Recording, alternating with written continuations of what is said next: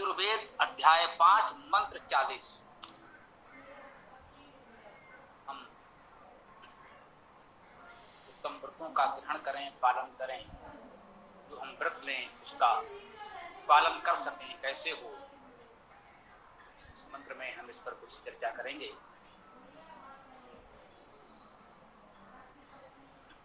ओम अग्ने व्रतपाते व्रतपा या तो तनु मय्य भूति ये सा त्वयि ये मम तनु त्वय्य भूति यम सा मयि यथा यतम नो व्रतपते व्रतानि अनुमे दीक्षाम दीक्षापति अमंस्ते अनुतपा तपस्पति।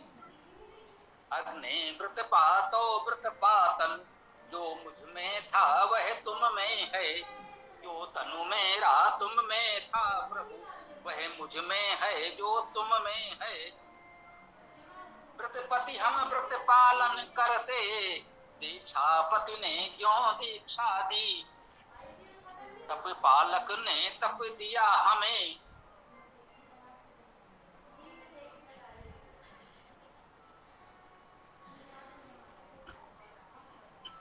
हमें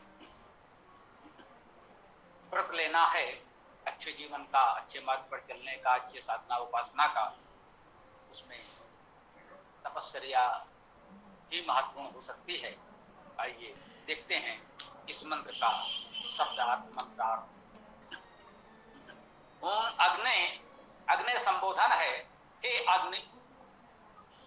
यहाँ परमेश्वर को अग्नि शब्द से कहा गया है।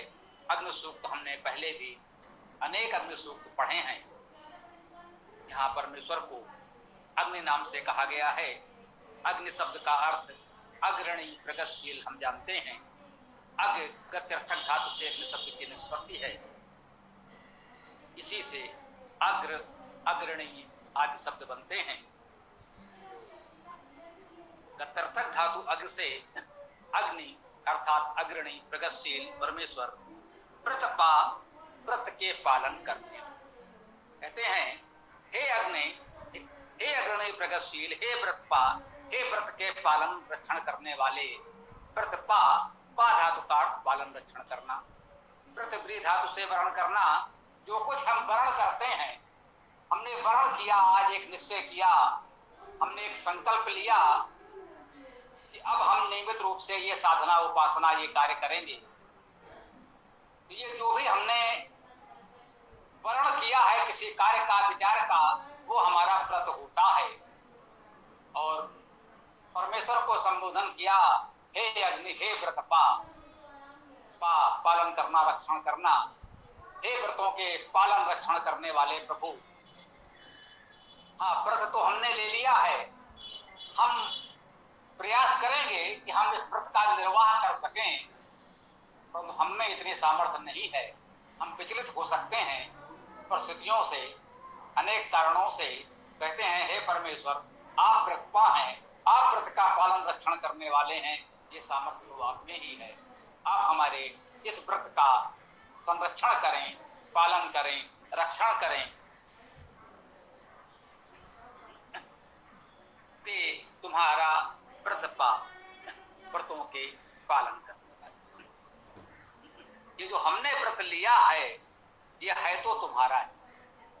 ये तुम्हारे लिए ही व्रत है और तुमको ही पालन रक्षण करना है। या तव तनु मय्य भूत, या जो नाम है, तब तुम्हारा, तनु, तनु, तन धातु का अर्थ है विस्तार करना, विस्तार होना। या तब तनु, जो तुम्हारा विस्तार, मैं मुझ में अभूत हुआ। या तब सर्वनाम है, तनु तन विस्तार करना, तनु का अर्थ विस्तार। मैं भी सर्वनाम है, मुझ में अभूत, भू धातु का अर्थ होना, अभूत भूतकाल में आ गया, हुआ या हुआ है, जो भी कह लें। या तब तनु मय्य भूत, जो तुम्हारा विस्तार मुझ में हुआ। हमारे अंदर जो भी चेतना है, जिस चेतन शक्ति से हमारा जीवन चलता है, हमारे कार्यकलाप चलते हैं, हम जो भी भी विचार चिंतन कर्म कर पाते हैं, वह उस दिव्य ईश्वरी चेतना का ही तो विस्तार है। उस परमेश्वर की दिव्य चेतना का विस्तार हम में है। तो कह रहे हैं या तब तनुमय भूत, जो तुम्हारा विस्तार मुझ में हो गया है, मुझ तक आ गया है, मुझ में है, जो भी तुम्हारी चेतना का ये विस्तार है, ऐसा सा त्वयि, ऐसा यह, सा वह, त्वयि तुम में। जो तुम्हारी ये दिव्य चेतना का विस्तार मुझ में है, वास्तव में यह है तो तुम में ही। ईश्वर सर्वव्यापी है, उससे अलग तो कुछ हो नहीं सकता। उस चेतना का विस्तार मुझ में है, मेरे अंदर वो चेतना है, तभी हम चेतन हैं, जीवित हैं, इसका अनुभव कर पा रहे हैं।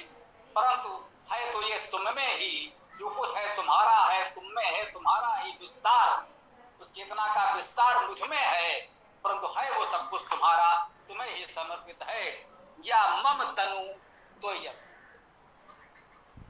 या जो मम मेरा तनु विस्तार त्वयभूत तुम में हुआ। परमेश्वर सर्वव्यापी है, उसकी दिव्य चेतना का विस्तार मुझ में है। तुम कह रहे ये है तो तुम्हारा ही, वास्तव में ये चेतना है तो तुम में ही, वही थोड़ा सा विस्तार मुझ में भी आ गया है। अब कह रहे हैं कि जो मम तनु त्वयभूत, जो मेरा विस्तार तुम में है। हमारा क्या विस्तार है जो उसमें होगा? हमारा जो भी विस्तार है, जितना भी सीमित है, लघु है, सूक्ष्म है, जो भी है, जो मम तनु त्वयभूत, ये मेरा जो ही विस्तार है वो त्वयभूत तुम में ही हुआ। तुमसे परे तो कुछ हो नहीं सकता। सर्वव्यापी परमेश्वर के अंतर्गत उसी में सब कुछ है। तो हमारा जो भी विस्तार है, जो भी सूक्ष्म लघु स्वरूप हमारा है, वो है तो उसी परमेश्वर में ही, तुम में भी है। यम सा मई, यम यह, सा वह, मई मुझ में, यह मुझ में है। तो जो भी हमारा ये विस्तार है, यम सा मई, जो मुझ में है, वह वास्तव में तुम में है। जो तुम्हारा विस्तार मुझ में है, वह भी तुम में है, तुम्हारा ही है। जो मेरा लघु सूक्ष्म विस्तार है, यह जो मुझ में है, वो भी वास्तव में त्वयभूत तुम में ही हुआ है। वो सब तुम में ही है, तुमसे परे कुछ नहीं है। ये भाव, ये अनुभूति जानकारी के रूप में कह सकते हैं। एक सत्य, एक जानकारी भी हमको मिल रही है कि सर्वव्यापी परमेश्वर के अंतर्गत हम सबकी चेतना उसी से है, उसी में है। और एक समर्पण का भाव भी कह सकते हैं कि प्रभु जो कुछ मिला है आपसे मिला है, और वह सब कुछ आपको समर्पित है। इससे हम ये भाव भी ग्रहण कर सकते हैं। साधक में ये भाव होना ही चाहिए। यथा यथम नौ व्रत पते व्रतान, यथा यथम, जैसे जैसे, यथा जैसे जिस प्रकार हम जानते हैं, यथा यथम जैसे जैसे, नौ हम, व्रत पते, हे व्रत के अधिपति, संबोधन है। व्रतान, व्रतों को कह रहे हैं। यथा यथम, हे व्रत पते, हे व्रत के अधिपति, जैसे जैसे हम व्रतों को अनुमेय दीक्षाम दीक्षा, जैसे जैसे हे व्रतपति, जैसे जैसे हम इस व्रतान व्रतों को करते हैं। ये इसमें क्रिया अभी नहीं आई है, तो वाक्य को पूरा करने के लिए इतना हम ले सकते हैं। हम कहते हैं कि हम वेद मंत्र का अर्थ करते समय वेद मंत्र का कोई शब्द छोड़ते नहीं, अपनी ओर से कुछ जोड़ते नहीं, तभी निष्पक्ष अर्थ संभव हो पाता है। परंतु एक भाषा से दूसरी भाषा से अनुवाद करने में और सामान्यतः काव्य में इस प्रकार से बहुत सी क्रियाएं आदि छूट जाती हैं, अर्थपूर्ण हो जाता है। जब गद्य में लिखेंगे, संस्कृत का संस्कृत में भी अनुवाद करेंगे, तो भी इतना तो क्रिया का आधान हमें करना होता है। अब इसी का एक प्रकार से दुरुपयोग भी कहा जा सकता है। इसको उन्होंने कहा कि भाई इतना तो करना होता है, तो जितना मंत्र में है उससे अधिक अपनी ओर से जोड़ करके उस मंत्र के अर्थ को कहीं अलग ले गए, कह सकते हैं कहीं कहीं अनर्थ हो जाता है, तो उससे हमें बचना चाहिए। तो कहा गया यथा यथम नव व्रतपते व्रतान, जैसे जैसे हे व्रतपति, जैसे जैसे हम इन व्रतों को करते हैं, धारण करते हैं, अनुमे दीक्षाम दीक्षापति, हे दीक्षापति, या जो दीक्षापति है, इसको प्रथमा में मान सकते हैं, दीक्षापति विसर्ग है और संबोधन में विसर्ग नहीं होता। जैसे अभी व्रतपते आया था, प्रतिपति का संबोधन स्वरूप व्रतपते बना। जितने प्रथमा विभक्ति ही मानी जाती है, पर संबोधन में कहीं कहीं ये सूत्र परिवर्तन होते हैं। जहां प्रथमा कारक कर्ता कारक होता है वहां ये विसर्ग है, और जब संबोधन में गए तो व्रतपते हो गया, दीक्षापते होता। यदि संबोधन करना चाहते तो ये भी कह सकते हैं दीक्षापति, दीक्षा का अधिपति, दीक्षाम, दीक्षा को अनु में मेरे लिए अनुमति दे। अब केवल अनु उपसर्ग आया है, अनुमति देने के लिए मन धातु होनी चाहिए थी, वो यहां नहीं आई है। ये हमें वेद के काव्य रचना के प्रवृत्ति को समझना होगा। इसको जोड़ना नहीं कह सकते, अध्याहार नहीं कह सकते।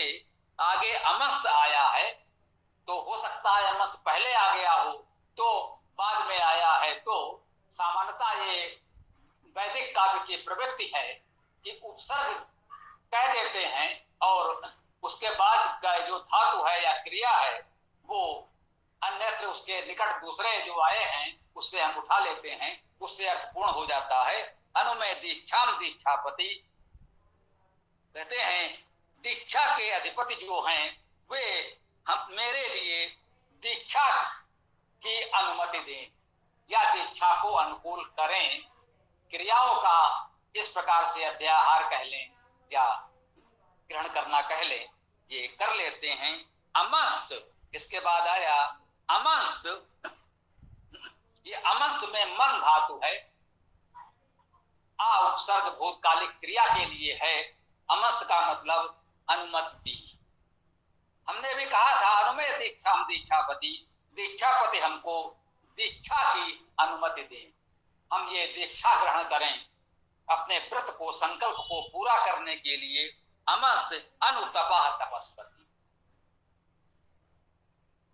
जो तपस्पति तप के अधिपति हैं वे हमको अनुतपः अमस्त तप करने की अनुमति प्रदान करें। हम व्रत ले रहे हैं, प्रभु से प्रार्थना करते हैं कि हे प्रभु आप ही व्रतपति हो, आप ही व्रत के पालक रक्षक हो, आप व्रतपा हैं, व्रत के पालक रक्षक हैं। हमें जो कुछ भी है वो सब आपका ही है। हमारे पास जो कुछ है, जो हम में है, हमारा है तो वो भी सब आपका ही दिया हुआ, सब आपको समर्पित है। तो जैसे जैसे हम व्रतों को करते हैं वैसे वैसे जो दीक्षा के अधिपति हैं, दीक्षा देने वाले समर्थ विद्वान जन हैं, वे हमें दीक्षा प्रदान करें। और जो तपस्पति तप के अधिपति हैं, तपस्वी हैं, वे हमें तप करने की अनुमति प्रदान करें, मार्गदर्शन सहयोग प्रदान करें। ये इस मंत्र का भावार्थ हम लोग ग्रहण कर सकते हैं। अब आगे आप लोग अपने प्रश्न आदि रख सकते हैं।